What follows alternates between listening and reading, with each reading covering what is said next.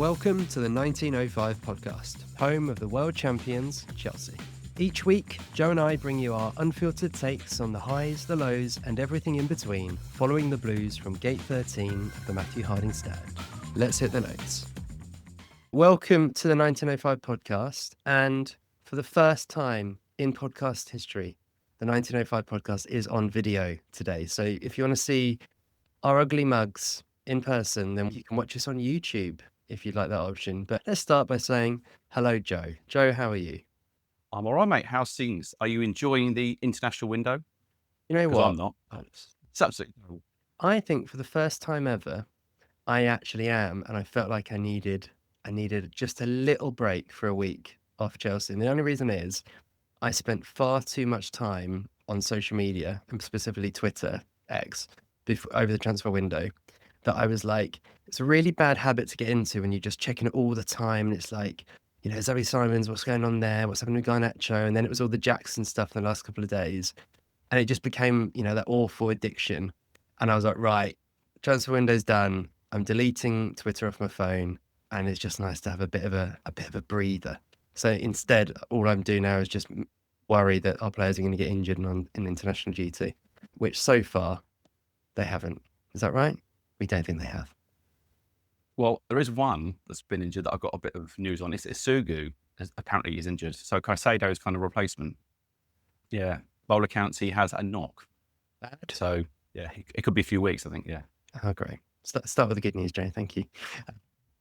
But let's start with something that is very cheesy, but you have to do on a podcast. But if you have been listening to us for a while, and if you like what we do, you could do us a massive favor and give us a 5-star review on Apple or Spotify. If you're listening in one of those two places, honestly, it would mean so much to us if you did that. We're still one of the small Chelsea podcasts, I would say, in the greater scheme of things out there. But if you could do that for us, it genuinely takes about 5 seconds to do it. Like, it's that quick and easy to do. But it would really make our day, because most of the 5-star reviews we've got are friends and family. And it would be nice to have some from others out there. So that would be amazing. Today's show is a two-parter. So part one, Joe and I are going to give our final word on that transfer window that I mentioned, give you our thoughts on kind of how we have upgraded the squad, maybe what were the ones that got away. And then in part two, we are very excited to be having a special guest, which is Mark Meehan from the Chelsea Supporters Trust, who's going to be talking to us about all things supporters, really, and the future of Stamford Bridge, amongst other things. So we're very excited for that. But as I said, part one, we will talk about how we feel about the squad and the start to the season. So, Joe, I'm going to start by stealing something that I did see on social media, which basically was a breakdown of what is the squad upgrades if you see them written out for this season. And I thought this was a really interesting way of looking at it. So effectively, if we compare last year's squad with this season's squad, there are 9 changes. So the 9 changes, and I'll go from sort of back to front, are goalkeepers. We're obviously pretty much as we were. Going forward, though, Hato comes in over Vega. In the midfield, you've got Andre Santos replaces Dewsbury Hall. Asugo replaces Amugu. Remember him? He had a huge role. Gittins obviously replaces Sancho on the left. Estevao effectively replaces Madueke. Garnacho replaces Mudryk. Buonanotte replaces João Felix. João Pedro replaces Nkunku. And then Delap replaces Jackson. And I thought it was a really interesting way of looking at it, because you can debate those, and we'll talk through, and I'll hand over to you to talk through some of the details there in those ones. But when you look at it that way, you go, yeah, you could argue one or two, but you go, no, that is upgrades in just about every area in 9 places in the squad. And I thought it was a healthy way to look at the business we've done, because I felt like, because we started the transfer window so well, and it felt like it finished a little bit of a damp squib, there was this kind of rhetoric going around that it'd been a terrible window by Chelsea and we'd underperformed. I was like, well, actually, over the course of it, you go, no, that's, you know, that they are mainly upgrades, and obviously some we'll have to wait and see, right? But what were your thoughts when you saw that list? Well, firstly, I think we just have to remind people that we had to bring in a lot more money this year than we spent. So the sporting directors had to do a fantastic job there. And I think on the face of it, they did. I think the players that we've brought in are clear upgrades to what we had before. I think you can look at Dewsbury Hall scoring a fantastic goal the other week and go, oh no, what a player do we miss out on? You can see Felix scoring a hat-trick in the Saudi Pro League and going, oh, what have we done there? But I think what we have to remember is this is a work in progress. And you will not see the best of Hato in the first 3 weeks of the season. You won't see the best of Buonate or Garnacho. You're going to have to wait a few weeks to sort kind of get the real feelings and the real kind of, the players that become fan favourites. We're not down on Garnacho, for example, but I think, as we've said many, many times, we personally probably would have liked to have seen a centre-back. It didn't happen. I think the club probably felt as though they've got enough strength in depth. Maybe they feel Fofana can be that leader. I personally think that Trev, Tosin, Fofana, Badiashile are players that kind of need someone alongside them to lead them. That's my personal opinion. I don't think any of them are bad players. I think Badiashile hasn't, been a player that I've really enjoyed watching. I'll be honest. I think he plays very, very slow. He's very lethargic. He tends to be quite ponderous. The other three are good players. I think I mentioned Tosin 2 weeks ago on the podcast and said that I don't think he's good enough for Chelsea. I still stand by that. I'm not saying he's a bad player, but if you're getting someone on a free transfer from Fulham, I mean, it kind of speaks for itself. He's just a good player. I think the fact that he's Cole Palmer's best mate, friends, great. You need players like that in the squad to kind of have harmony. But I think that's an area that we would have liked to have seen strengthened. But like I say, it's just the club feeling as though they've got enough. You go through any of those players, the lap for Jackson feels like an upgrade, doesn't it? João Pedro from Nkunku, again, feels like an upgrade. I think the Nkunku one's difficult because I think we all felt he was going to be fantastic. And the injury he got in America 2-3 years ago now was so bad, and he never came back the same player. And I think had Cole Palmer not been signed that summer last season, we may have seen the best of him. But for some reason, he never got on the side.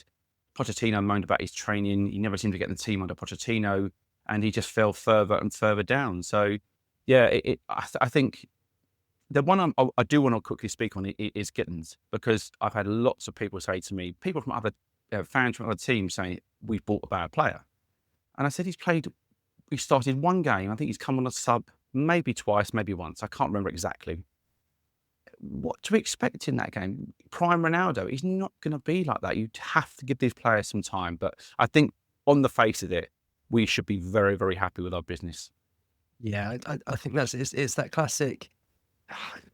You get that, you want this, like the rush of the dopamine hit of a new signing, isn't it? That you want constantly. We want another one, we want another one. It's like, well, no, actually, if you'd said at the start of the summer, we're going to bring in 2 forwards in Delap and certainly João Pedro, the way he started to really upgrade the area. We knew Esteban was coming, but if he said he's going to look like he already has done, you'd be so happy. And obviously you got Hato coming in and to give some proper cover for Cucurella. I think you'd be like, that alone, you'd be like, great. And the other upgrades are obviously massive. On the centre-back thing, we've talked about it a bit. The goalkeeper situation, we have a very clear theory on why we don't think the club made a decision, right? Which is Mike Penders. And the players that we were linked to, Mike Mannion, it sounds like the sporting directors were a little bit split on whether they thought it was a significant enough upgrade on Rob Sanchez to potentially create an issue down the line with Penders. And with Donnarumma, I think you spoke to me off pod and were like, his salary, it would have been by far the highest paid player at the club.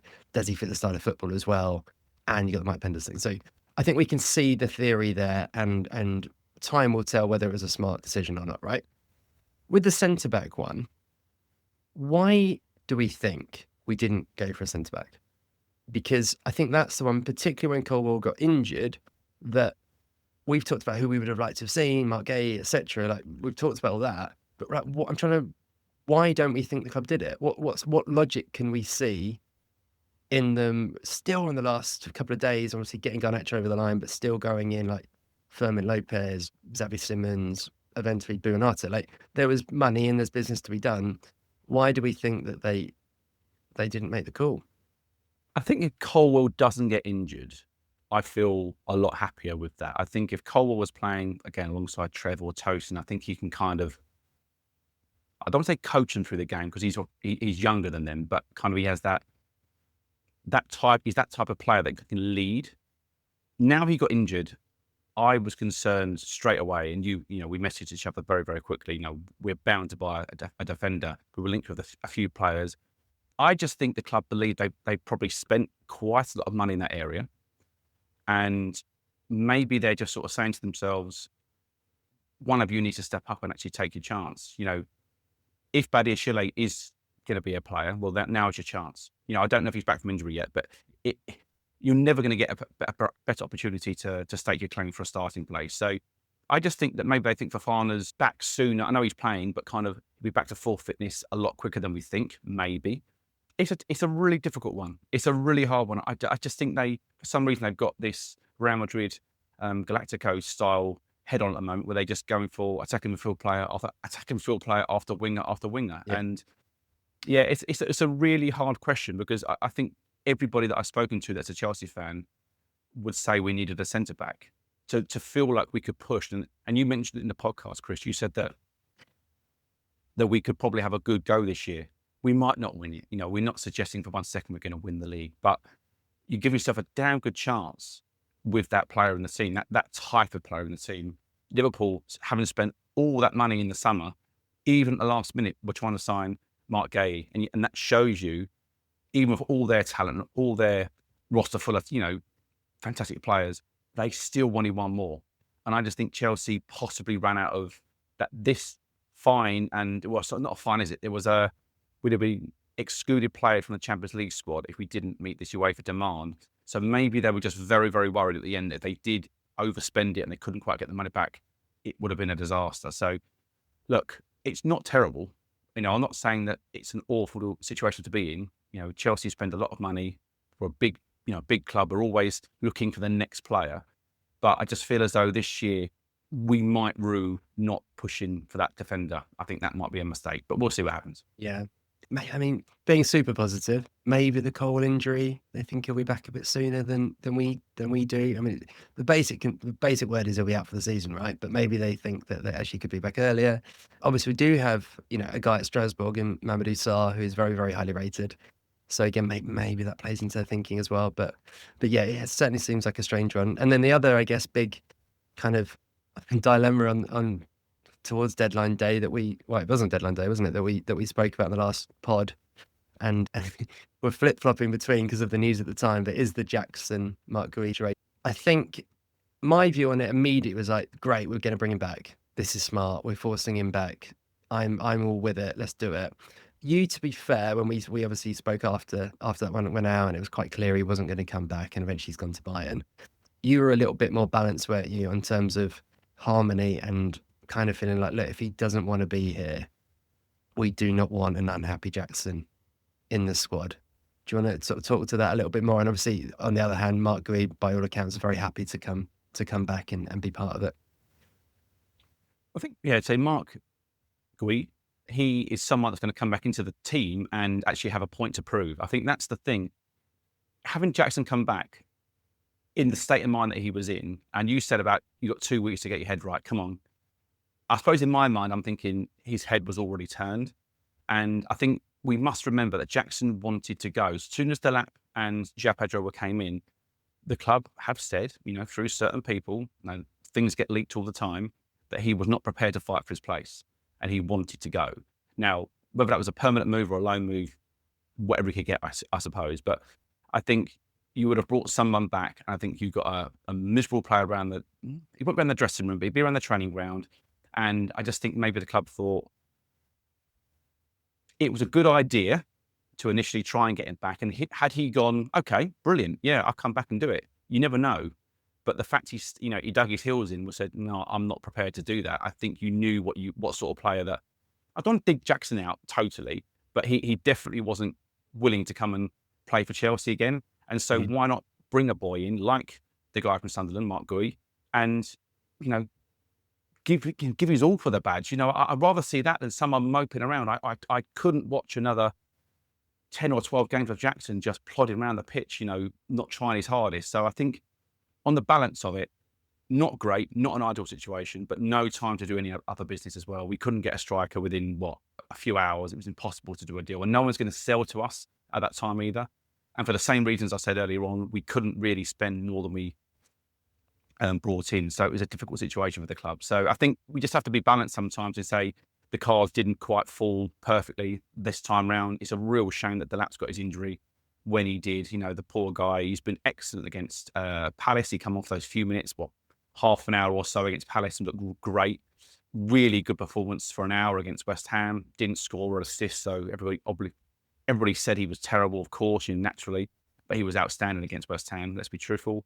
And he played about 7 to 10 minutes against Fulham. And that's him now done for 8 to 10 weeks. So, look, it was a bad injury, and hopefully he gets a bit of luck when he comes back. Yeah. I think it's a really good point actually on Jackson, because I think, building a squad of now what is best part of 25 players is more important than ever that you've got good squad harmony, etc. We know all of that. And I think with two players in mind, Jackson and Madueke, I think the club probably looked at those and thought they could cause us a problem from a squad harmony point of view, mainly because they were both very much first teamers. So they're pretty much, Jackson said he started every game he was fit. Madueke generally did. And they would have seen this season thinking, well, we're bringing in Gittins and we've got Esteval coming in. Madueke's role in the lineup is probably going to change if it all goes well with Gittins and Esteval.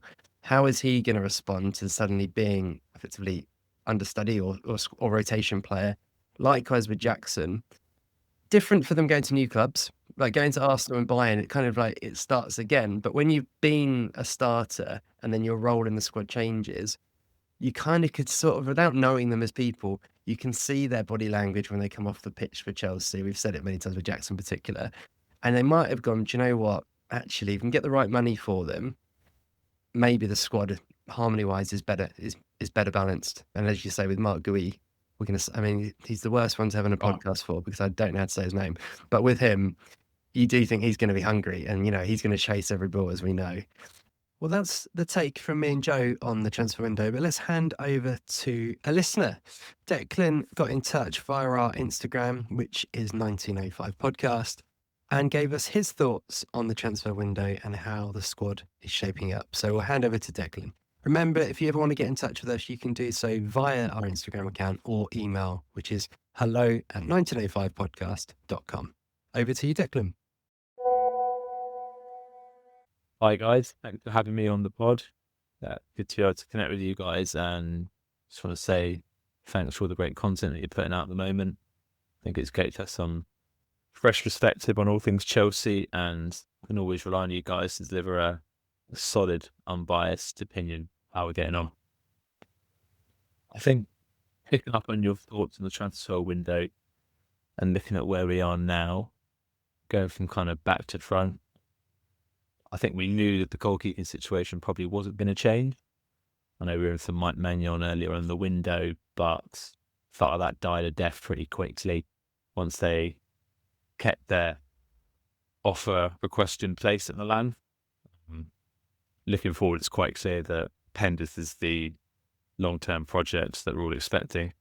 And it seems like we're going to have to suffer through Bob Sanchez for another year at least. Although, I have to be fair, they only had a pretty solid Club World Cup. He seems now to be going along much more regularly than he did last season. And look, there's always going to be a bit of a howler in him at some point. But I think if we've got our long-term Courtois Czech replacement lined up for next year, maybe we'll suffer a year of Sanchez, and fingers crossed it will be okay, as long as there's no more passing out from the back that there was maybe in the first couple of seasons with him. I think defensively, we definitely reinforced the fullback positions, or certainly left back, which I think was needed, given Cucurella played so much football over the last 12 months. So it's good to see Hato come in, offer a bit of cover there. It's also good to see that Malagusto and Reece are obviously rotating quite a bit at the moment, which hopefully means that a bit more rest for Reece as we go into the new season, albeit Gusto still doesn't quite look like the player he was when he first joined Chelsea. And I feel like the more complicated the instructions get in terms of inverting and doing a slightly different role to what you're used to, the more we see some of the fragility in his game. For now, I think I'm fairly content with our fullbacks. Centre back is a bit of a puzzler. I think given that they kind of knew Colwell was injured for quite a bit of the window, or certainly the latter half of the window. I believe Badiashil's still in the squad. I'm not quite sure how though. I'm a bit surprised they didn't go in for a centre back.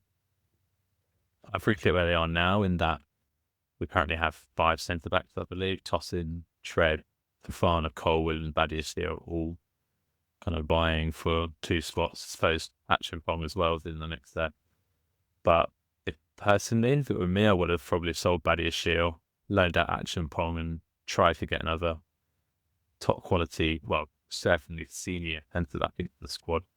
I think that would have really helped the team this year.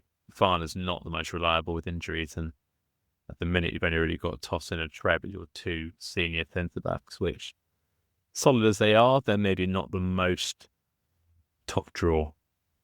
And certainly when they play together, I think there's maybe a bit of a lack of leadership there in terms of who's taking the defence by the scruff of their neck and organising the back line the way Colwell might have done.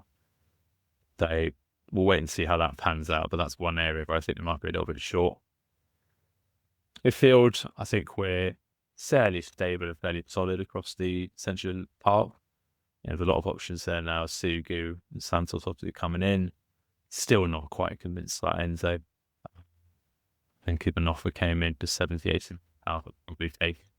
Not to say he's not a good footballer, but I do get a slight Jorginho vibe that maybe his best football is played in the Champions League or international football, where maybe it's a little bit slower paced with a bit more time on the ball. Premier League's a very class, physical league, and I do wonder whether that really plays to Enzo's strengths. And what we said about him was, I'd say that I think the man's an absolute unit. So, yeah, long may that continue in the centre of the park. Looking up the pitch, I think we're fairly well stacked. I think we were definitely fine until the Delap injury. Certainly adding the wingers we've added means that we've now got, 4 solid options for the 2 wing positions. I know that Estadal started to do really well, and he looks like he's got some serious talent.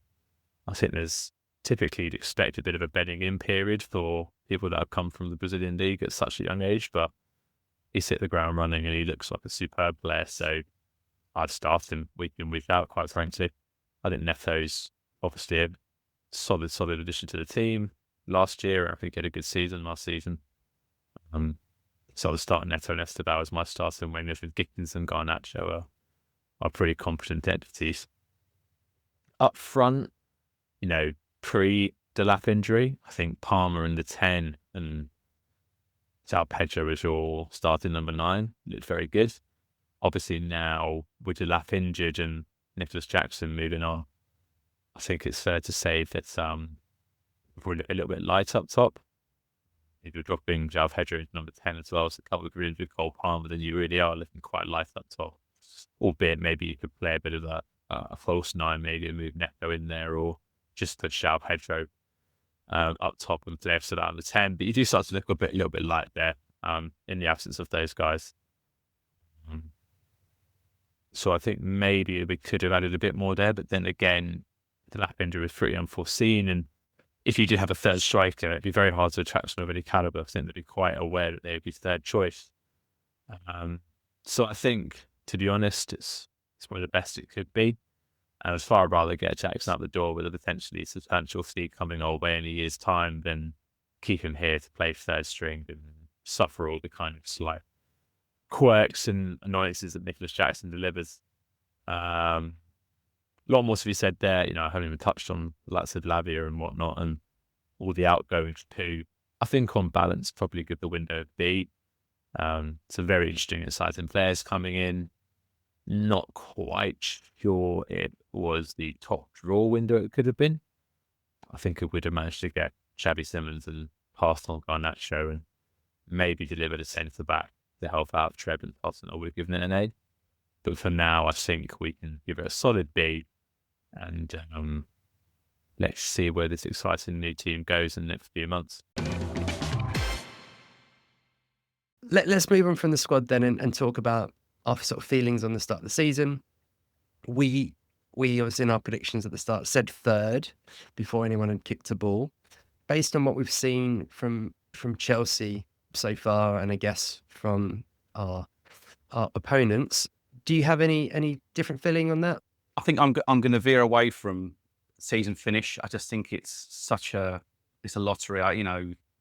No idea. I don't know where Chelsea are going to finish. What have I seen from Chelsea? I want to see a lot more. I think the control in these games, particularly the two home games. We went to the Palace game. We didn't go to Fulham, but I felt in the ground we never had control of the game. I felt Palace came and gave us a really good going over at times, and I thought Fulham did the same thing. We were very fortunate against Fulham with one or two decisions, but we've got 7 points. But I think Maresca will want to see a lot more from his team. I just feel as though the West Ham game, I said it on the podcast after the game, that let's see how West Ham do in the next few fixtures. Well, they've just played Nottingham Forest away and won 3-0. So that was a fantastic result for them. So on the face of it, are West Ham that bad? Are they that bad? You always knew they were going to get a result against somebody. I know it's early in the season still, but I think we played well against West Ham, but we still relinquished some control at 5-1. As silly as that sounds, I felt like we really went a little bit daft and we were not doing the right things. We were sort of, Fofana come on and we had this chicken, and Hatta come on for his debut. It was all a bit chaotic. So I think after the break, we've got Brentford and Man United, I believe, the next two games. I would like to see us kind of have a lot more control. And in that scenario, you can then build the things you want to do. When you're chasing the game on the counter-attack the whole time, it just feels a little bit too fast-paced. I'd like to see us slow down a little bit, keep the ball a little bit more. But I've liked to see the direct style. I liked Sanchez going a little bit longer. I'm enjoying one or two passes and then getting it out early to Pedro. Obviously, Delap is a big miss for that. What they're going to do? Will they change their system slightly now that he's not playing? I don't know. Will Pedro be prepared to do that sort of work? And then Palmer comes back in and kind of picks the ball up off the bits and pieces. We'll see. But I think overall, I've been really pleased with Chelsea's 7 points. You can't knock that, because we could have had 4. We could be sitting here with 4 points. Palace could have won that game. We easily beat West Ham, and Fulham could have been a draw or something. So yeah, 7 points is a great start to the season, and hopefully we can build on this and kind of go into the Christmas with a really good set of points. Yeah, it's always really weird, isn't it? Before the first international breaks, it always comes really early in the season. Sometimes it's 3 or 4 games, isn't it? It always feels really strange, because you don't. It's almost, especially for us having not had a pre-season, it felt like a little bit like an extended pre-season, didn't it? Where you're like, right, well, we're back playing now. Let's just hope we pick up the points when we're working all this out. And you look at the next 3 games in all comps, like you say, it's Brentford away on a Saturday night. Tough place to go. Obviously, they have a lot of change at Brentford, so you think that's winnable, but it's a big game. We've not got a good record there either. We've only won once in the Premier League, which is Chilwell or Bay back in the day under Tuchel. We then go to Bayern Munich on the Wednesday, which obviously is just about the toughest game we've got in the Champions League draw, and again a really interesting test up against a certain Nicholas Jackson as well that night, who is destined to score, isn't he? Let's be fair.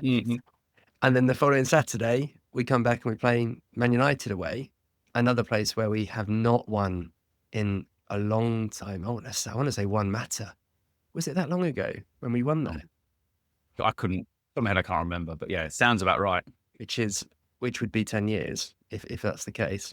And I'm guilty of this saying season defining, and of course it isn't. It's a week of the season, but it probably does give you a sense of where this team is at, doesn't it? Those 3 big away games to go, right, if you could come out with them with 4 points and a respectable performance away in Bayern, so you got a draw, you'd be like, okay, that's solid, isn't it? But yeah, that would be interesting, because we came away from those 2 with 2 draws, wasn't it, last year?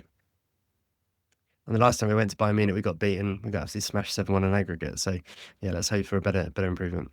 Yeah, I think the Man United game is one that we shouldn't be fearful of. I mean, I know that Amorim would have had a couple more weeks to kind of get his ideas across and what have you, but I've watched them play. I mean, they are all over the place. I mean, they are dreadful at the back. Now, look, we said this before last year, and we ended up drawing the game 1-1 and had to get a late equaliser to draw the game. But I don't fear Man United at the moment, and we shouldn't go there and fear them, because I think if Chelsea are going to improve and they're going to be the team that we all think they can be, that's where they've got to go and make a statement. Not say a statement, they've got to go there and say, right, come on, clean slate, win the game by hook or by crook.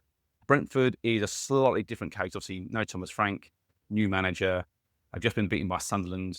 I think Brentford played quite well in the Sunderland game. They got beat by 2 late goals, but you feel as though they're not quite the team they were under Frank. That's obvious. But they always give us a game. And whether Chelsea are playing Brentford in the Frank era, if you know what I mean, like, are we going to go there with that mindset of we haven't won here? Or are we going to go there with the mindset of this is a completely different Brentford team? They'll probably come at us a little bit more. They might not sit back as much. Yeah, it's I hate saying it because you feel like you're not going to win every game.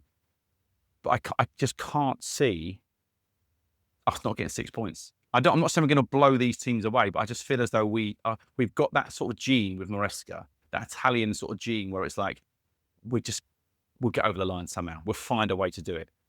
If we were playing Liverpool away or Arsenal away, I wouldn't be sitting here saying we're going to get 6 points. But I just feel as though we should be going to these grounds now and looking to get 6 points personally.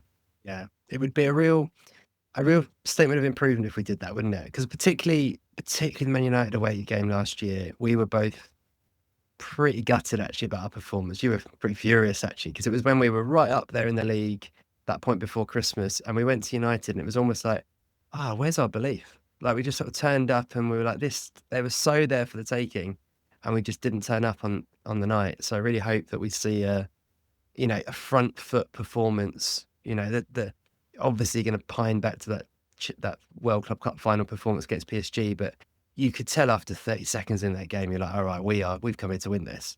And you kind of want to see that kind of gutsy display, don't you? In terms of what I'm looking for, it's every time, I mentioned to you this on a voice note the other day, every time at the moment that a team sheet comes out, I'm just looking for one name of that Esteval. I'm just so excited watching him play. Obviously scored for Brazil in the weekend. He's the youngest player to score for Brazil in a competitive game since Pele. So no pressure. No, keep the expectations low on your shoulders. But I was saying to you that it really takes me back to kind of Arjen Robben and Eden Hazard excitement vibes when we'd signed both of those players. Literally every time the team sheet came out, as the first name I was looking for, I was like, oh, is he playing? Just because it gets you off your seat and just such an exciting player to watch. And I'm loving the energy that he's giving me as a football fan and as a Chelsea fan, having him in a Chelsea shirt. I just wanted to get that off my chest because I'm a big fan. Well, he's actually had a couple of very scoreable chances, hasn't he? The West Ham game and the Fulham game. And both times I've gone, he's not going to miss this, because you've seen him score all these goals for, was it Palmeiras we got him from? Yeah, you've seen all these these amazing goals that he scored, and he doesn't think, he's just getting the ball and just whipping it top corner almost every single time. And these 2 chances were easier than all the chances that he scored in Brazil. And I'm like, come on, break your duck sort of thing.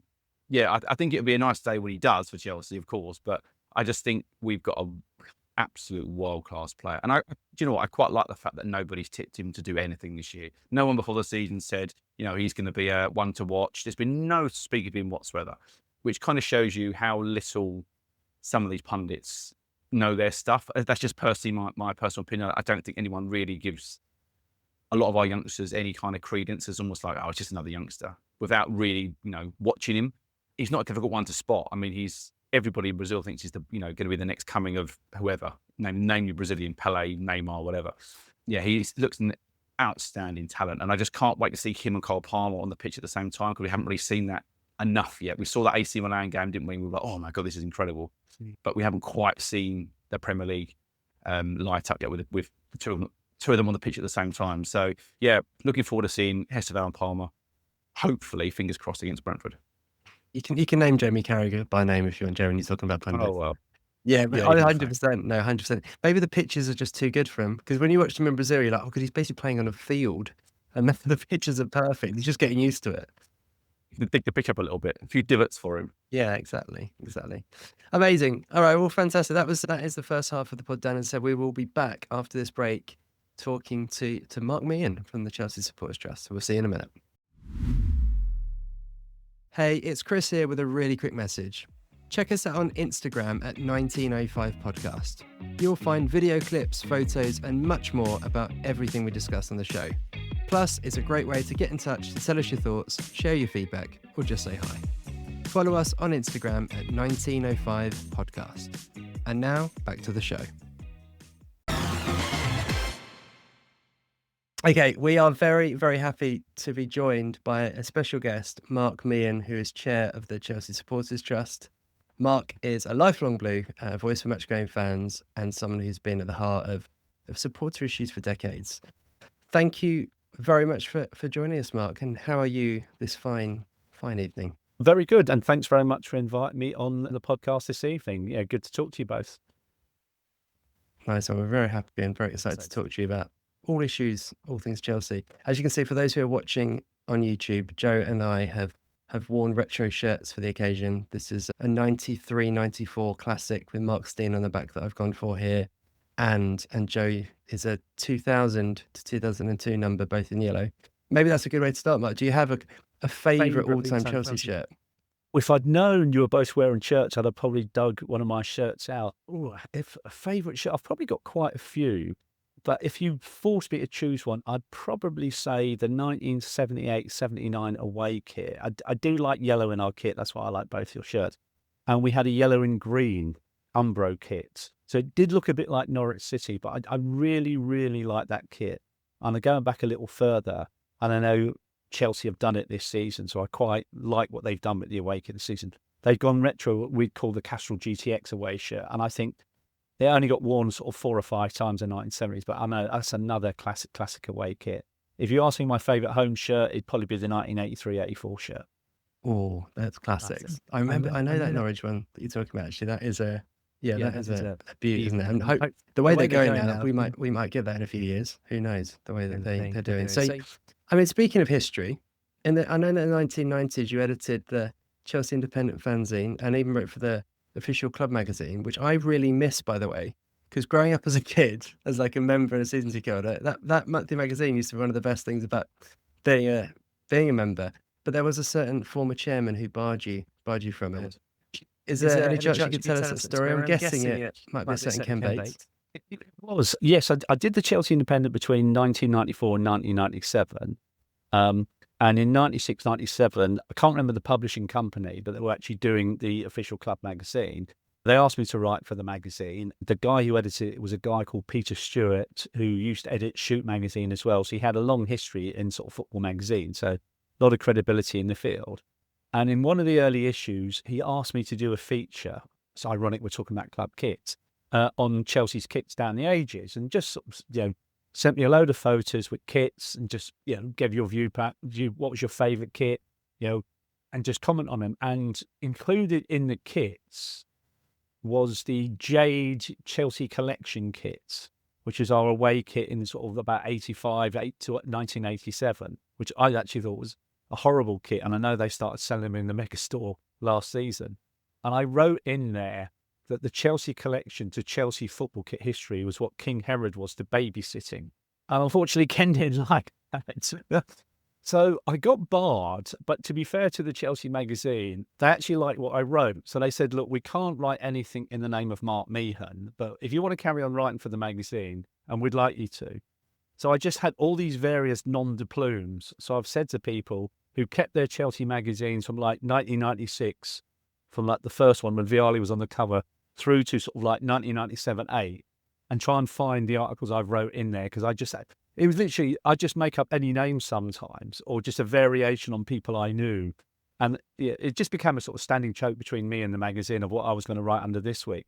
And then the fascinating thing was we played Vicenza in the 1997-8 Cup Winners' Cup semi-final. And I went out for a couple of days and I was staying in Verona. And I don't know if you've ever been to Verona. It's a lovely Italian city. And like many Italian cities, they're a sort of equivalent of a Colosseum, but a very small version. And it's called the Arena. So we were having lunch outside the Arena, I think the day before the game maybe, or the day of the game. And Ken and his partner Susanna had been to a local winery to sample some wines to sell in the Chelsea hotels and bars of Chelsea Village. So I'd say Ken came back suitably refreshed. So he actually joined us and sort of like had lunch. And it was a very long table full of Chelsea fans. Obviously, at that time, I was still editing the Chelsea Independent. We've had some litigation issues in the past with Ken. So the guy sort of like dared me, because everyone was getting a photo taken with Ken and he was drinks all round. So they dared me to go up close to him, because he probably couldn't recognise me at one end of the table because he'd had a couple of drinks, and actually pose for a photo with him. And then clearly, they said, look, if you do that, we'll pay for your drinks for the rest of the afternoon. So I did that. And as soon as I got close up to Ken, even though he'd had a glass or two, he recognised me and he grabs me in a headlock.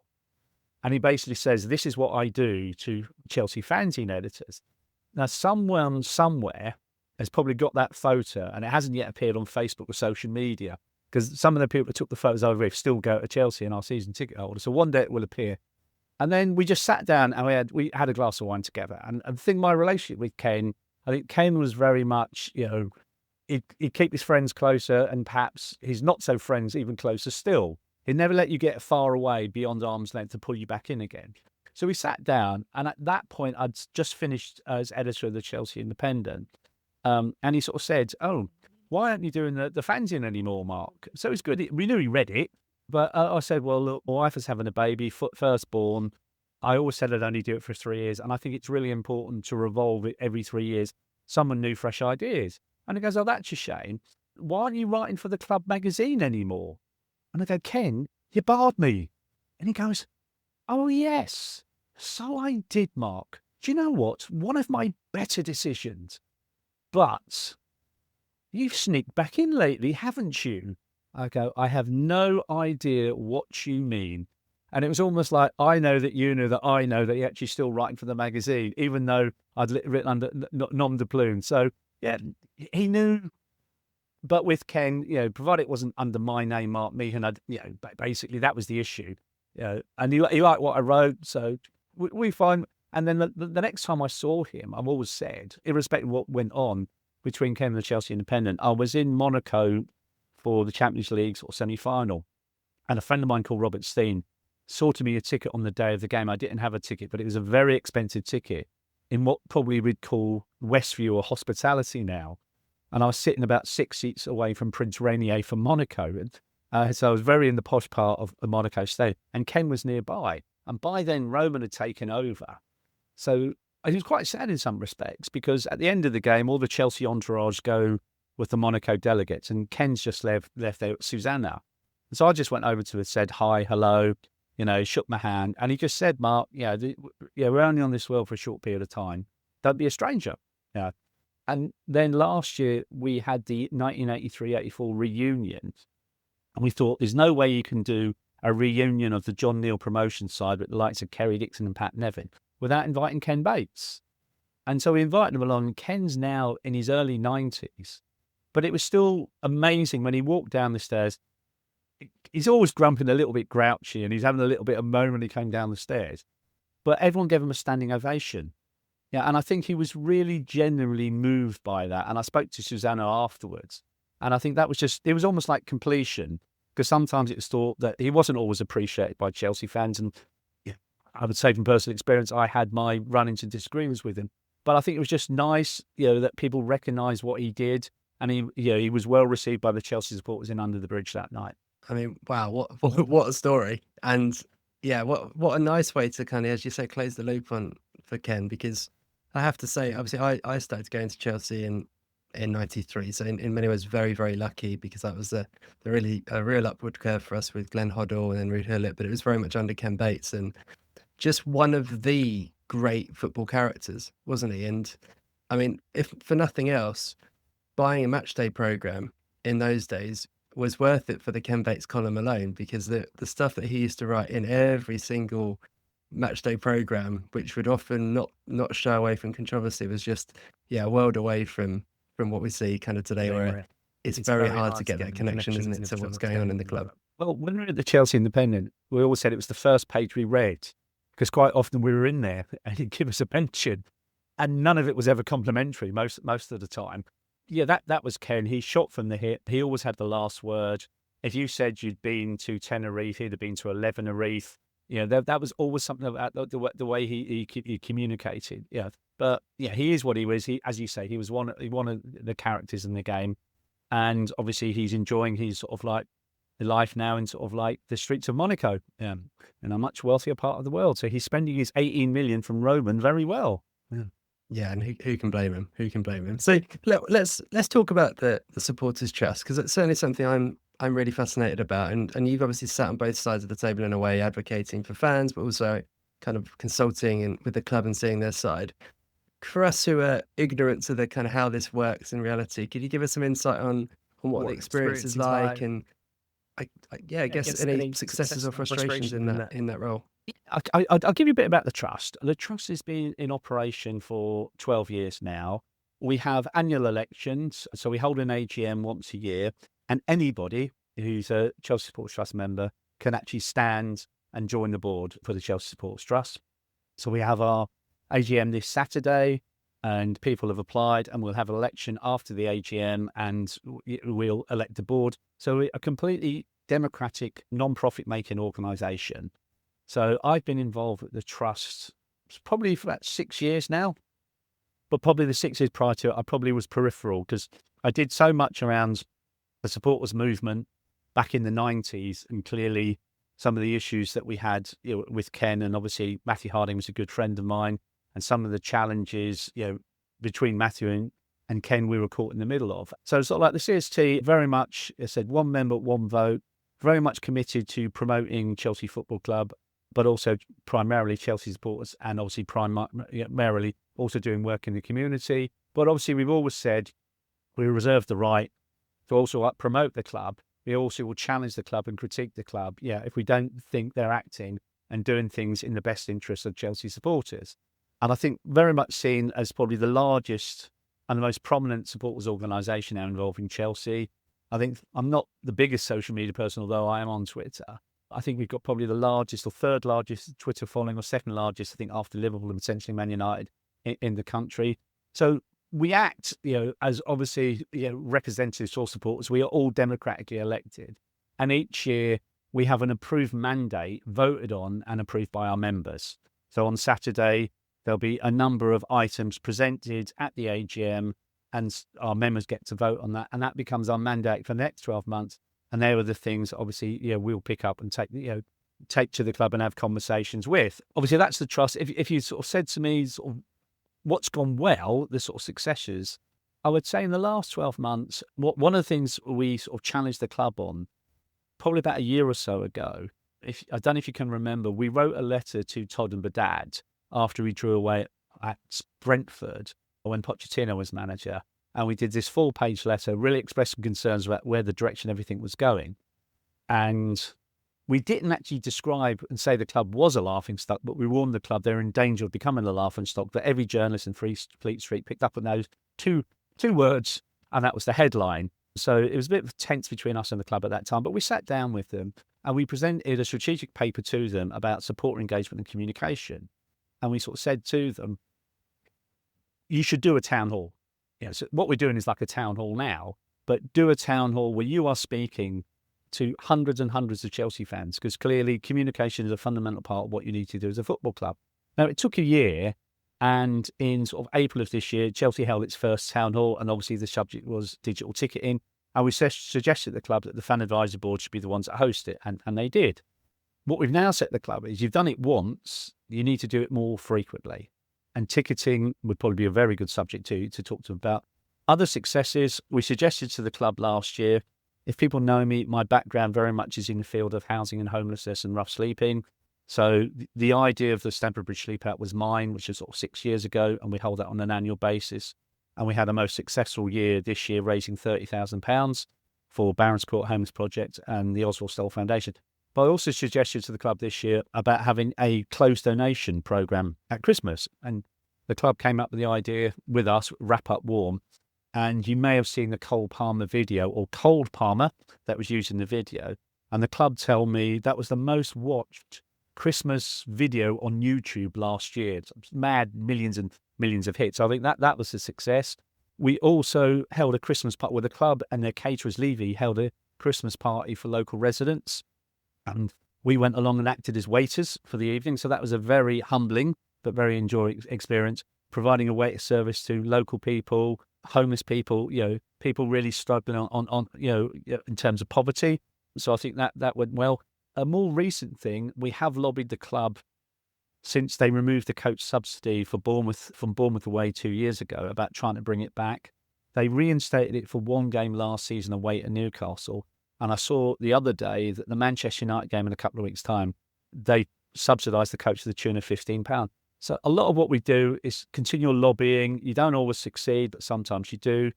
Another success was there was the first train compensation scheme for supporters last year who went to the Sheffield United game, and the game was changed at short notice by television. And we succeeded in getting compensation from Chelsea, Sheffield United in the Premier League, who clearly changed the game, for supporters who were out of pocket, who had additional expense when the game got moved. And then the other thing, obviously, that was a success on the back of the Wrap Up One project was, and I have to admit, I was absolutely amazed when this happened. We do a lot of work with the Barons Court Homeless Project. It's the only support project in Hammersmith and Fulham for homeless people. And one evening, 3 of the first team players came down there during the Wrap Up One project to bring sort of kits, tracksuit tops and clothes for homeless people. And we had Tozin, we had Marcus Bettinelli, and we had Levi Colwell. And I think, what came out of as a suggestion to the club has ended up, with 3 of the first team players coming down and helping homeless people near to Stamford Bridge with warm clothing. I just thought that was an amazing success. Frustrations, I'd say with also my other hat and the CSC hat on, because I'm involved in so many conversations with the club. I think frustration that there was a ticket price increase last season. I think that was frustrating from my point of view. That's 2 years running. We've had a price increase, and price increases increased by 17%. And I do have the biggest sympathy for club members, because club members get a raw deal anyway since the introduction of Westview. There's less and less tickets available on a match day for club members to fight through the virtual waiting room to succeed in getting tickets. And not only are they struggling to get tickets, they have to endure another price increase. And then also this year, there's been the introduction of the True Blue membership scheme. So their membership is increased by 50%, but they appear to have less chance of getting tickets. So they were sort of frustrating things, shall we say. And then I think the other thing is, in terms of where we work with the club, there's a lot of good people that work at the club, really sort of like get fan engagement, working with the trust, working with the fan advisory board. But at times there are still, sort of pockets of the club where the club talk about being a trailblazer in fan engagement. That's what Todd and Badad said when they came in. And I always sort of say, if you want to be a trailblazer and you aspire to be that, which I think is a positive, there still needs to be this shift that anyone at the football club who interacts with a supporter, whether you sell the match day program or you do other things that interact with the supporter on a match day, the supporters are the beating heart of the football club. And I think it's getting them to all understand, when supporters raise issues and raise concerns, it does need to be taken seriously, but also, treated with the respect it deserves as well. So it can be frustrating sometimes that, there are a lot of really good people there, but some people, I think, still don't quite get what this whole fan engagement is all about, shall we say. But shall we say, more successes than frustrations from my point of view. That's amazing. And I have to say, looking from the outside in as a supporter, it is really noticeable, all of those things. And I didn't realise the sleep out was your idea, but that's been an amazing thing to see. And I do remember that Cole Palmer video, and it was fantastic. The letter that you talk about from the Brentford game, that was a real vivid time for me, because it was only a week or so after the billionaire bottle jobs game, wasn't it? Famous kind of League Cup final defeat, and it really felt at that point that the club was in a weird place. Let's say one thing that jumps out to me about the supporter engagement, and I've thought this for a while, was when they joined, as you said, and took over, we understood that Raymond was very standoffish in terms of communication. Thought, okay, they're really going to bring a different model to this. And the thing that jumped out to me is that I remember when Pochettino was appointed as manager, obviously he's an ex-Spurs man, and there was a lot of scepticism. And I thought the club did an amazing job, because you remember they did this really polished interview with him at Stamford Bridge. There was a lot of talk about how great he looked in a suit, how he looked like Chelsea. Obviously, it was very orchestrated by the club, but actually it worked. in terms of him getting me across kind of what it meant to be at Chelsea. He had some really good sound bites, and I thought, why don't Todd and Baghdad come out and do something even like that? Even just both talking to supporters, pick out 5 or 6 things that they want to talk about, do it in that way at Stamford Bridge. I think even in that way, as a fan, to hear from them directly, not through, third-party conferences in America and those kind of stuff that we see Todd on, would make quite a big difference. And yeah, I love that you guys are kind of pushing that message. I think it makes such a difference to us. Yep, we'll continue to push it. I couldn't agree more. I think there's real value in that. I know Roman was Roman, and people say, well, Roman didn't come out and say much. No, he didn't. But yeah, this is a different regime, and Todd in particular has done a lot of talking worldwide. And I think that would have made a phenomenal amount of difference, even if you did it once a season. And we keep using the term town hall, but I imagine in the companies they own, they have town halls in their company where, Clearlake or Todd in his company sort of talk to their employees, and they have 100, 200 employees on the call. It's normal, especially in a post-COVID world. And I think, that would help. I met Todd on a couple of occasions, and he seemed very open to reasonable to talk to. But I've always said, and this sort of keeps saying about the town hall, I'm in a fortunate position, and the club engages with me, it engages with other members of the Supporters Trust, the Chelsea Supporters Group, Chelsea Pride, the Fan Advisory Board, the Fans Forum. But that group of people is still ultimately a small group of people. And I think it's good that they're having the conversation, and they're doing more around fan engagement than anything happened in Ken's day. You can guess what Ken would say sometimes around fan engagement. So that's good. But it isn't just a conversation with us at the Supporters Trust or the Fan Advisory Board or the other groups as well. Talk to everybody else as well. And that's why I think the town hall is a way through that. You could have a control process, as you say, you could hold it at Chelsea. You could have a theme. People could submit questions in advance. And the same way we're doing tonight, someone at Chelsea controls the meeting. You would determine, what questions get asked, mute people if applicable, all those sort of things. You could do it in a controlled environment. And I've said on more than one occasion at the club, Spurs have done 2 of these now. They've done 2 of these now, and sorry, we're better than Spurs. So if they can do it, why can't we? And if you think, like Spurs sort of have had their challenges, and obviously I know Daniel Levy sort of left last week, but I wouldn't say Daniel Levy wasn't always the most popular runner of a football club amongst Spurs fans. But Daniel Levy's in the room. Now, he turned up twice to their town halls, and he didn't get rotten fruit thrown at him. And I think people respect that. And another example I've sort of given to the club quite recently is I think tickets is a really hot topic. We could spend hours tonight just talking about ticketing alone, as issues for Chelsea support. But I think a ticketing town hall, I think, would work extremely well. Like Manchester United did this a couple of years ago, where the head of the ticket office did a town hall with a group of supporters. Now, you are not going to please all of the people all the time. You'll always have a mismatch between demand and supply.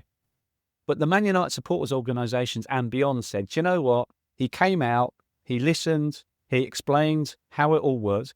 Because sometimes there's a bit of a unknown about how it all works, and he explained. And people said, respect to them for doing that. And I do think town halls are a conversation of the future and a really good way the football club can engage with much more fans. I completely agree, because I think people create a narrative, don't they, in their heads about why decisions are made, and kind of build their own story.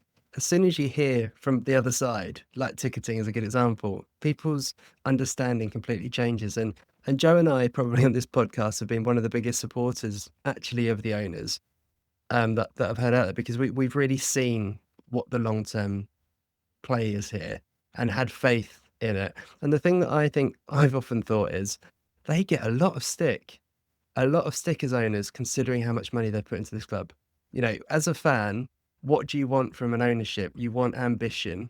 You want them to sustainably put money and invest into the club. You want them to look like they are here for the long term and are taking, a view to success. And I think most of the signals we get that sort of have that in mind and show that path. And actually, they should be a lot more popular almost than they are, and that will come with success on the pitch, because we know how that runs with football.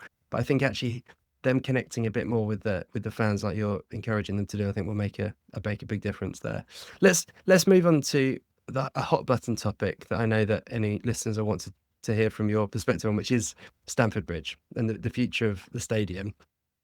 Joe and I, and I'll open it up to Joe in a sec to give his thoughts on what his view is on Stamford Bridge. But I'd love to get yours, Mark, in terms of your stance, I guess, on how the project should be handled, how much you think that supporters and fans should be involved in the process of planning, and maybe even your own perspective on if you have a preference on where we go. Obviously, the two most obvious moves that we hear about a lot at the moment is a full rebuild of Stamford Bridge in the current location, or a new site, maybe at Earls Court, if possible.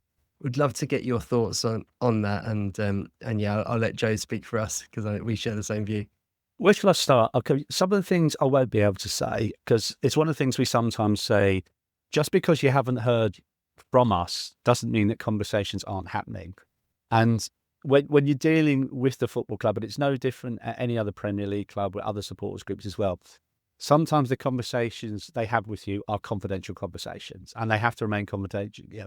And you have to have that trust built with both parties, because if you betray that trust, you then harm the relationship. So there are occasions where they will share things and sort of say, that is confidential. Or say at the fan advisory board, for example, they might share papers with you and you get to see the physical papers, but then they take the papers back at the end of the meeting because there's confidential information in there that can't get out to the public domain. And that's part of the working relationship to make it work.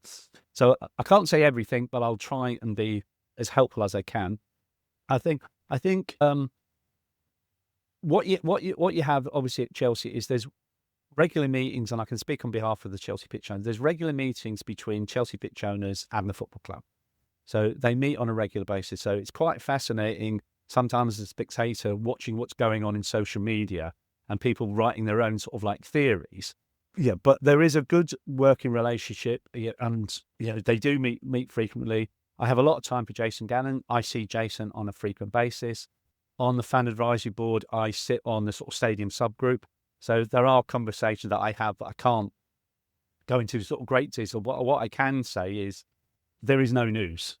So this is quite fascinating when you see all this, and every so often either the Daily Mail or the Sun or the Athletic will write this article about Chelsea stadium plans. And you just have to laugh because it sets off this chain of events on social media and all this speculation. And then you have the war of the words between the for and against. And I'm just thinking, there's no news. There's nothing happening. But I suppose if you're a journalist, you've got to keep the story fresh and keep it in the public domain. And so what I always refer people back to is in January, you had the CPO AGM. And Jason came along to the CPO AGM. And I've been to them in the past. And it's the first time I've ever had a queue to get into a CPO AGM. So I think there was a bit of expectation when people thought because Jason was coming, there's going to be the big announcement. And it wasn't. I think it was very professional and very good of Jason that came along. They very much introduced who he was, but actually he did make it clear there's no big news, there's no announcement. But his line very much was, we have a responsibility to look at all the options. And this is what he has said, all the options, this is probably a once in a lifetime decision, or it'll be a decision that impacts on the football club for many, many years hence. So we've got to get it right. Don't get it rushed, get it right. And also what might have been fashionable sort of 5 or 10 years ago in the world of stadium building, it moves at such a fast pace that it's probably no longer fashionable now. And it's trying to future-proof a stadium is the language that Jason used. That is fit, for the next, because the club has just celebrated its 120th anniversary, for the next 120 years. So there is, and I'm not telling anything that people, there's really only two options. Option one is to remain at Stamford Bridge and redevelop Stamford Bridge. Option two is move to Earls Court. I don't think, unless anyone comes up with a great idea, there is an option three or necessarily an option four. Option three might be to do nothing, but I don't think do nothing is an option. So it's either go to Stamford Bridge, go to Earls Court. In terms of supporters' involvement, I think, and don't worry if you haven't read it, but I always say to people, read up on it. I think the Football Governance Act is really important. And I know it's not sexy and not the sort of stuff your average football fan would be interested in, but I encourage people to look at it. It's just gone through the parliamentary process and is now legislation and has had the King's assent. Within the Football Governance Act, there is a clause in and around heritage items for a football club. So a football club can't do certain things without some form of supporter involvement and then it has to go to the independent football regulator to approve. So if, for argument's sake, and there's several things, it's the colour of the team's shirt, it's the badge, and it's the stadium. So if, for argument's sake, Chelsea were thinking of moving stadium, irrespective of the CPO, any football club moving stadium would have to go through this process now because it's now legislation. So it's now got, in law in this country, what I call the CPO clause. So the CPO clause exists for every club now. So I find it quite fascinating that people then almost sort of look at the CPO as like Scooby-Doo villains, no, actually Scooby-Doo gang, and we would have gotten away with it if it wasn't for those pesky CPO kids. It's actually now legislation in this country, boys and girls. So even if the CPO did not exist as a body, and that was probably one of Ken Bates's cleverest ideas, there is a legal requirement on any football club in this country, in the sort of first 5 tiers of the football pyramid, that if you're going to move stadium, you have to go through a process that involves your supporters, because if you don't, it will not be approved by the football regulator. So supporters will have to play a part at some point at Chelsea or any other club, but they'll play a part in Chelsea because obviously there's the Chelsea pitch owners that exist. And from a trust point of view, we've got a very good working relationship with the Chelsea pitch owners. We have a regular dialogue with them. I talk to Chris Izzet, who heads up the CPO, on a regular basis. So Chris and I get on really well. So we keep each other abreast as what's happening. But as I said, at this present moment in time, there is no news. The only thing I would say about Earls Court that is news, and it should not be a surprise, but if people are listening that don't know, there is a live hybrid planning application in with Hammersmith and Fulham and Kensington Chelsea councils to redevelop Earls Court with 4,000 new homes, offices, commercial activities, etc., parks, public realm, etc. Now, that planning application has been in both councils for over a year now. So at some point soon, the officials at both those councils, they've done the consultation with local residents, so they had the consultation back. What do people think about it? They've worked through the planning proposal to develop 4,000 new homes in a city that London has got a housing crisis. So those councils are going to make a decision soon. So if, for argument's sake, Chelsea were wedded to the idea of moving to Earls Court, they need to show their hand at some point in the near future, because if both those councils grant planning permission, it still means that Chelsea could buy Earls Court. It doesn't rule it out completely, but the price of them have gone up. So, something will need to happen. And I would say something will need to give, let's say if the CPO AGM next year's January, I think by next January, surely to be the goodness, something's got to give either way. Either planning permission has been agreed by both councils, or Chelsea have made a decision that they want to move to Earls Court, or they're staying at Stamford Bridge. Joe, I'm gonna bring you in. You can see if you can get it out of Mark, your preference either way. But give us your take, Joe, in terms of that decision, and if you had a vote in the room, where you'd stand and kind of why. I think personally, the idea of staying at Stamford Bridge is what I would love to do. That's the heart. But I think the head is saying that the club's going to get left behind if we're not careful. I think there's so many teams in the Premier League now that are going mad, stadium-wise and what have you. Everton have just done theirs, you've just seen. I don't want to leave Stamford Bridge. I just think for the best of the club, we need a shiny new arena that's fitting for us. If the club could do Stamford Bridge in a minimum amount of years, then of course I'd love to stay. But I just cannot see Chelsea Football Club playing in front of 25,000 people for 5 years or 8 years of them rumoured. Fascinating what Mark said about Earls Court. I didn't realise that there was this planning application in place for housing estate, etc. In which case that may well give the club kind of a kick to get going. Also, I'm pleased that the club are taking their time to make that decision and not rush into something. It's a very, very difficult one, because whichever way you fall, you're going to upset somebody. Stamford Bridge, I've been going since I was 4 years old, 1987, and it's the only place I've ever known. It's the only place I ever want to go to any given Saturday, sort of thing. So, yeah, very, very difficult decision. Plays on the heartstrings of all Chelsea fans. I'm sure Everton fans felt the same thing, but you know what? Time moves on. I think that's what happens. Goodison Park is a fantastic old ground, one of the best old grounds you ever go to. If you didn't get the chance to go there, then I'm sorry, but the King's Dock, it's not called King's Dock anymore, as it's called the the Hill something stadium is wonderful, absolutely outstanding. And I think over time, you have to remember the good days, but the future lies ahead. Like my viewpoint, I'd like to stay at Stamford Bridge. I'm very much, I can see where sort of Joe is coming from. My concern about Earls Court is if we were going to do it, appreciate get it right, don't get rushed. Earls Court is not a new thing. It's been there 3 years. The planning application has been there over a year.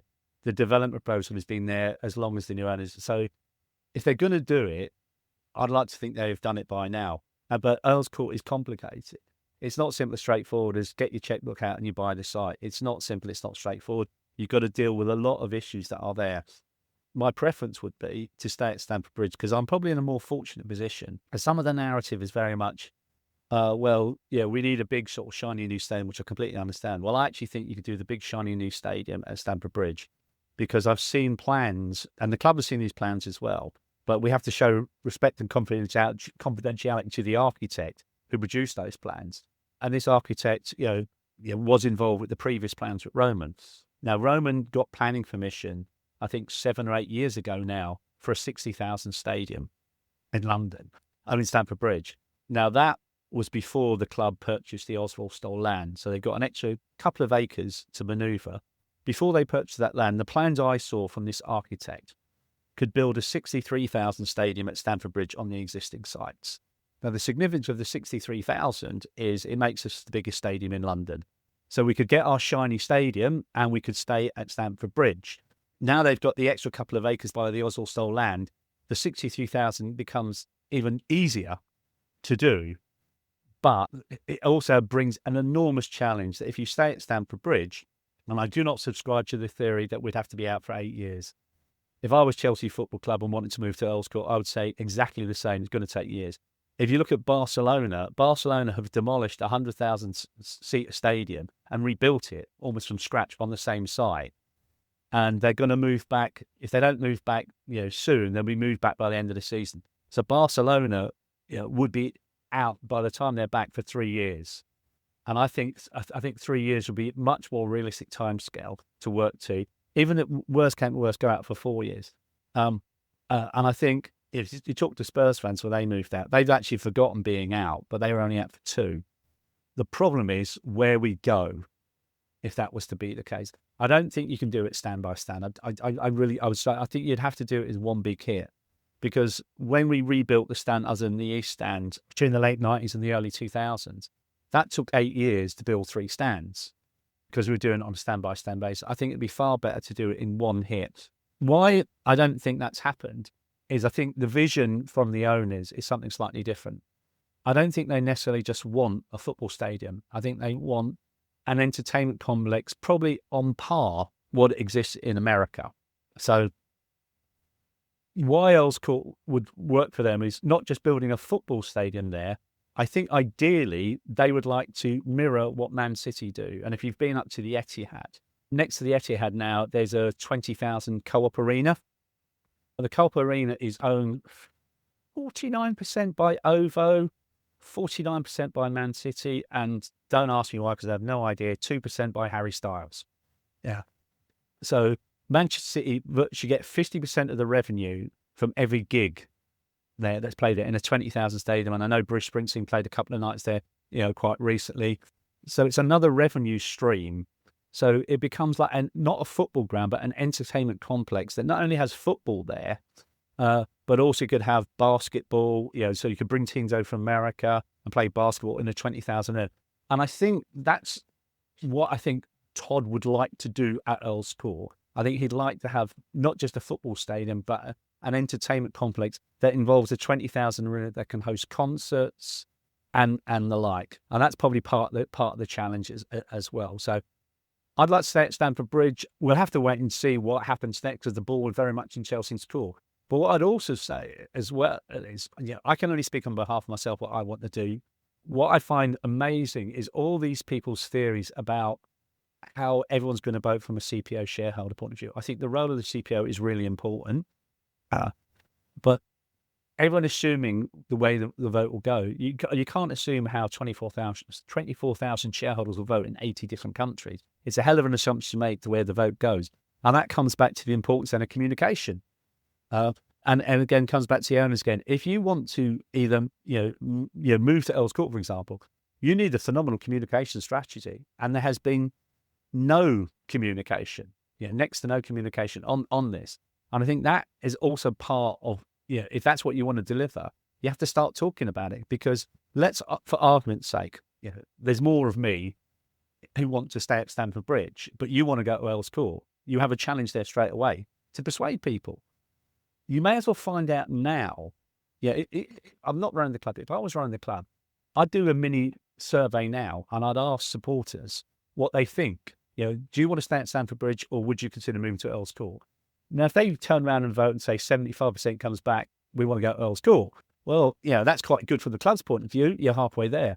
But if it's the other way round, and people are sort of saying, like, the majority want to stay at Stamford Bridge, and you want to go Earls Court, you better get your comms out and you better start work, because you've got to turn that round. And that's why, back to the town hall again, why that is so important. You need to engage with your fan base. You need to talk to them really frequently.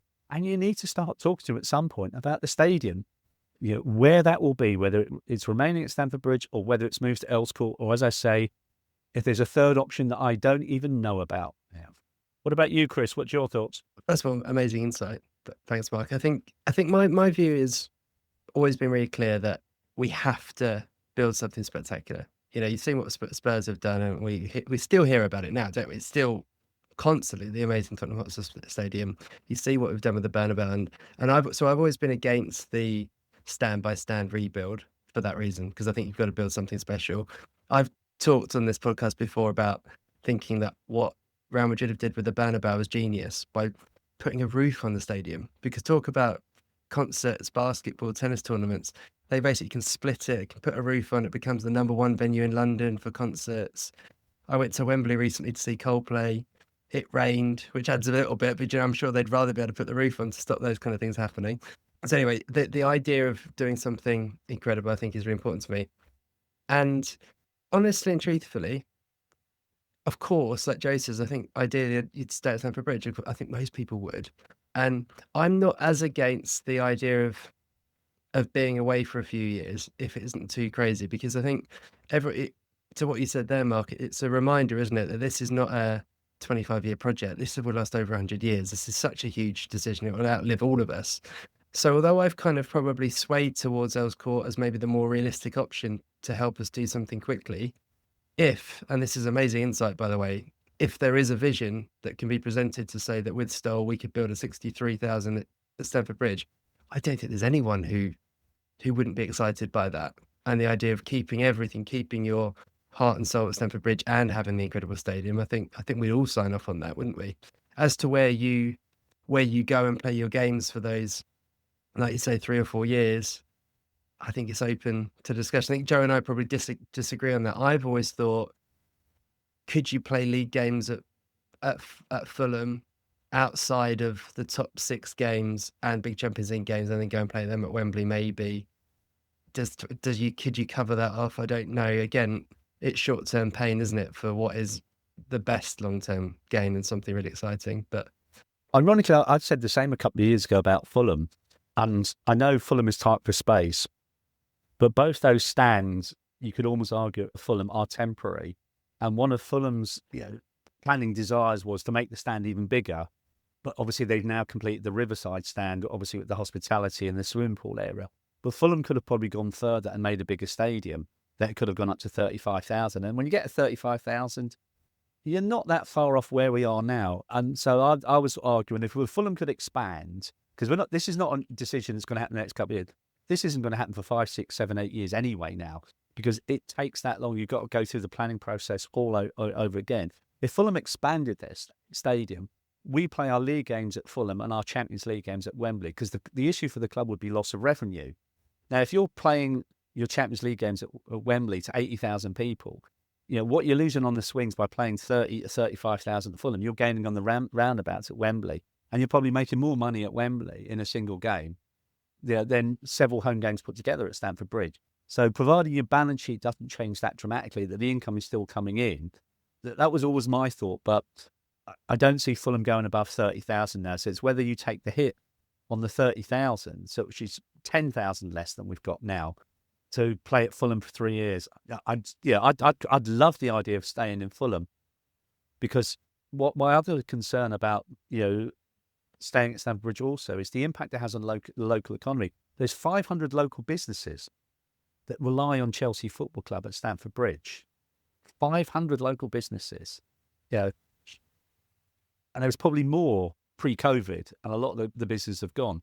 So Chelsea Football Club is a major local employer in Hammersmith and Fulham, and then moving away by even just a mile or Earls Court.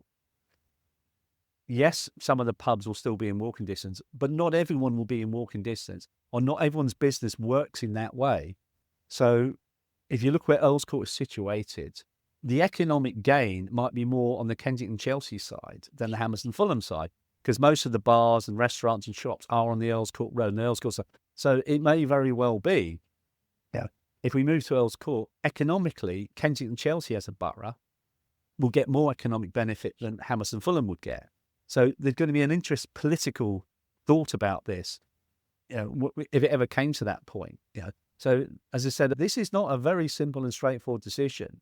So yes, the club are taking their time. I can probably see why they're taking the time, but something probably needs to move on this soon. But as I said, I'm in the fortunate position, but I have to respect confidentiality.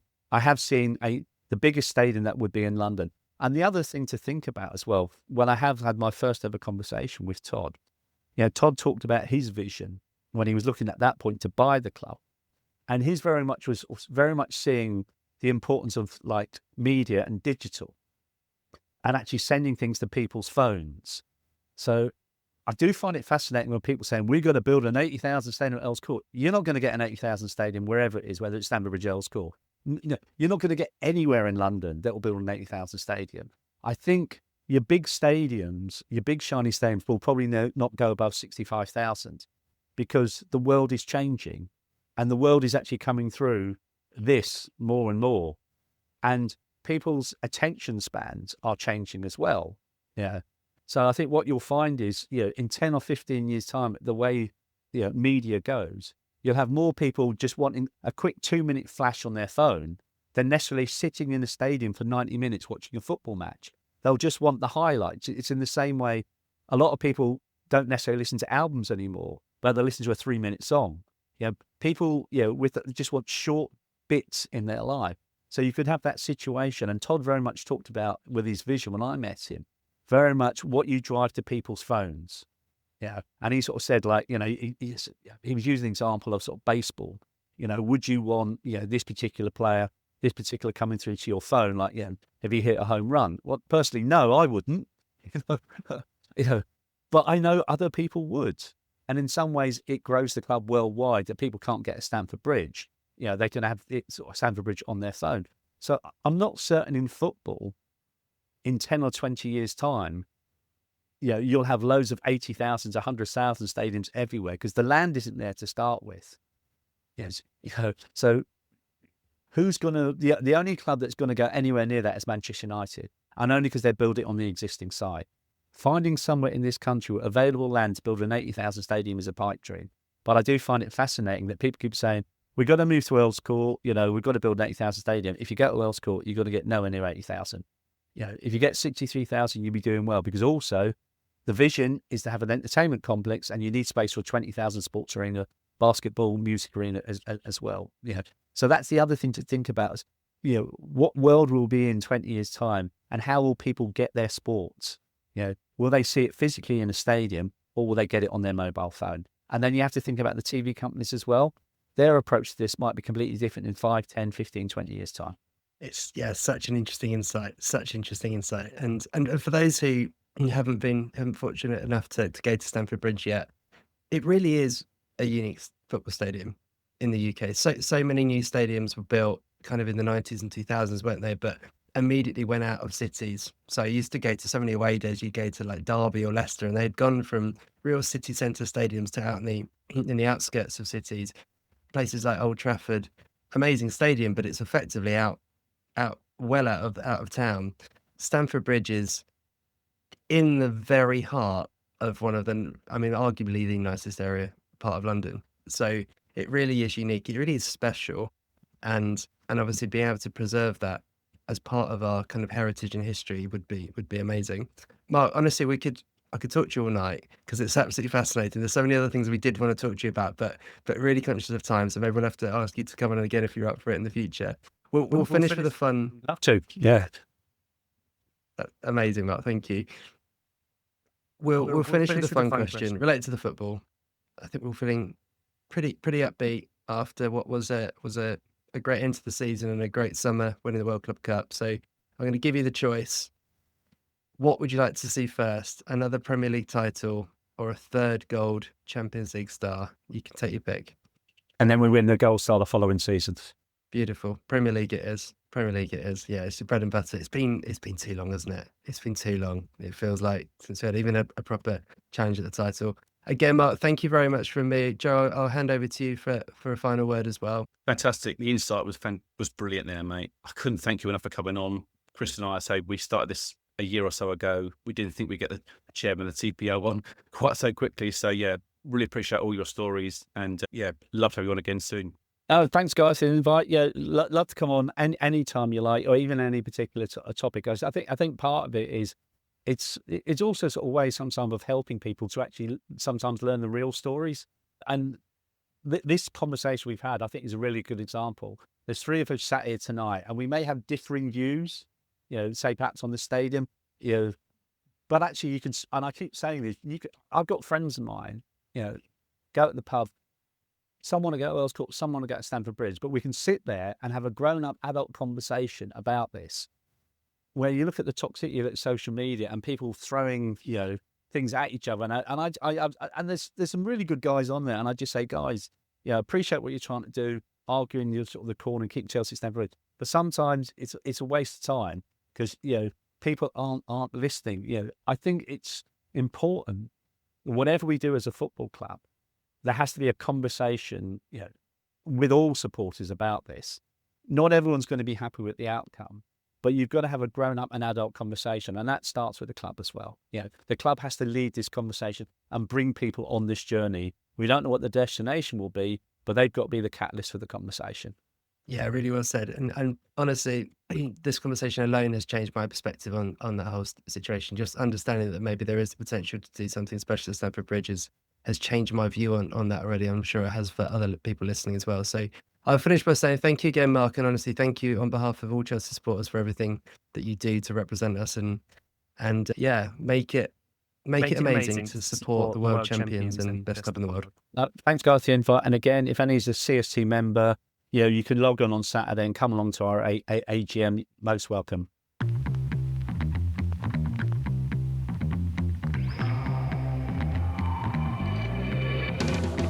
Those were the Chelsea notes for this week. If you enjoyed the podcast, do us a favour and share it with a fellow Blue. And we'd love to hear your thoughts, so leave us a review wherever you're listening. Wherever you may be, stay carefree, and remember, every little thing's gonna be alright.